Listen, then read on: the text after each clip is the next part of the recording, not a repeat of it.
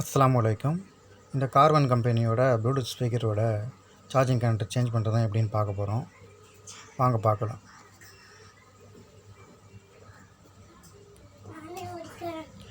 இப்போ நான் அந்த மேல் பேனலை ஓப்பன் பண்ணிக்கிறேன். ஆல்ரெடி ஸ்க்ரூவை கழட்டிட்டேன்.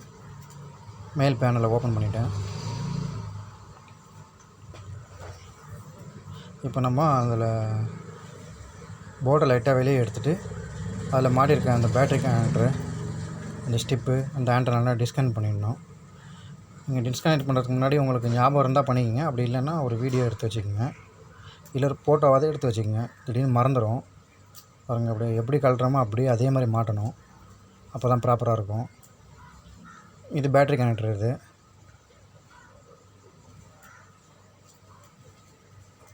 பேட்டரி கனெக்டர் டிஸ்கனெக்ட் பண்ணிவிட்டேன். இப்போ அந்த உள்ள அந்த பட்டனுக்கு வர ஸ்பீக்கருக்கு வர அந்த ஸ்டிப்பை டிஸ்கனெக்ட் பண்ணிக்கிறேன்.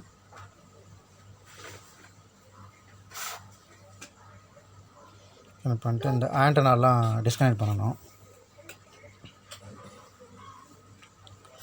பாருங்கள், அந்த மேல் பேனலில் கனெக்ட் ஆகிருக்க அந்த ஆண்டனா டிஸ்கனெக்ட் பண்ணுறேன்.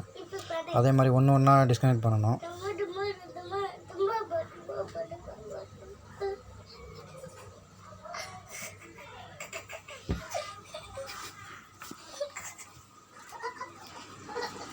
இப்போ ப்ளோ அடித்து அந்த சார்ஜிங் கனெக்டரை நம்ம டிஸ்கனெக்ட் பண்ணிக்கிறோம். ப்ளோ அடித்து தான் எடுக்கணும். ப்ளோ அடிக்கும்போது பொறுமையாக எடுக்கணும், இல்லாட்டி ட்ராக்லாம் கட் ஆகிடும். இப்போ ப்ளோ அடித்து நம்ம எடுத்த இடத்த இப்போ போர்டை க்ளீன் பண்ணிக்கலாம். சொல்யூஷன் வச்சு நல்லா பக்காவாக க்ளீன் பண்ணிக்கணும். ஏன்னா டஸ்ட்டு இருந்ததுன்னா உங்களுக்கு சரியாக வராது. க்ளீன் பண்ணிட்டு பண்ணுறது என்றைக்குமே நல்லது. இப்போ இந்த பேசிக் மாடல் சார்ஜிங் கனெக்டரை எடுத்து நான் ஃப்ளாட் பண்ணிக்கிறேன் அந்த லெக்கை. ஏன்னா அப்படியே உட்கார வைக்க முடியாது. அந்த லெக்கை வந்து ஃப்ளாட் பண்ணி யூனிவர்சல் மாதிரி மாற்றிட்டு கீழே நல்லா அந்த சார்ஜிங் கனெக்டர் கீழே நல்லா சால்ட்ரிங் வச்சுக்கணும். இப்போ நான் போர்டில் லைட்டாக சால்ட்ரிங் வச்சுக்கிறேன். சால்ட்ரிங் பேஸ்ட் போட்டு சால்ட்ரிங்லாம் சரி பண்ணிவிட்டு இப்போ சார்ஜிங் கனெக்டர் கீழே நல்லா சால்ட்ரிங் வச்சுக்கிறேன். ஏன்னா பக்காவாக சால்ட்ரிங் வச்சா தான் உங்களுக்கு வந்து நல்லா பக்காவாக ஒட்டும். அந்த பொசிஷனில் வச்சு ஃபஸ்ட்டு லைட்டாக சால்ட்ரிங் பண்ணி வச்சுக்கிறேன். ஏன்னா ப்ளோ அடித்து வைக்கும்போது அப்போ தான் வந்து உங்களுக்கு வந்து பொசிஷன் மாறாது, அசையாது. ஃபஸ்ட்டு சால்ட்ரிங் பண்ணி வச்சுட்டு ப்ளோ அடித்து வைக்கிறேன்.